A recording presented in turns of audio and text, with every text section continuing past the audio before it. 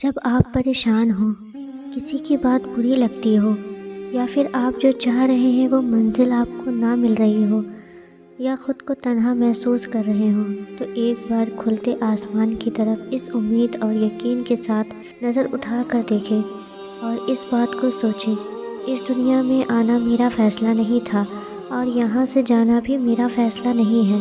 مجھے تو میرے اللہ نے دنیا میں بھیجا ہے میرا امتحان لینے کے لیے۔ مایوس ہو کر اس امتحان میں مجھے فیل نہیں ہونا، مجھے تو اس حال میں صبر اور شکر کرنا ہے۔ اسی صبر اور شکر کو تو اللہ پسند کرتا ہے، اور اسی امتحان کے پیچھے اصل معنوں میں ہم سب کی کامیابی چھپی ہے۔ صبر کا مطلب یہ نہیں کہ آپ رو نہیں سکتے۔ صبر کے لیے ہر وقت مضبوط رہنا ضروری نہیں۔ ہم سب انسان ہیں، اور اگر ہم میں اتنا زیادہ ضبط کرنے کی صلاحیت ہوتی تو اللہ کبھی بھی آنسو نہیں بناتا۔ اور آپ جانتے ہیں کہ باقی سبھی مقامات ایک طرف ہیں، لیکن آنسوؤں کا اللہ کے یہاں مقام سب سے افضل ہے۔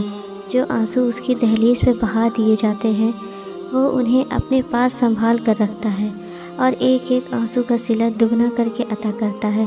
وہ جانتا ہے میرا بندہ جب تھک جاتا ہے تو روتا ہے، وہ پھر یہ نہیں دیکھتا کہ اس کا ماضی کیسا تھا یا اس کا عمل کیسا ہے، بس وہ عطا کر دیتا ہے اور سارے آنسو سمیٹ لیتا ہے۔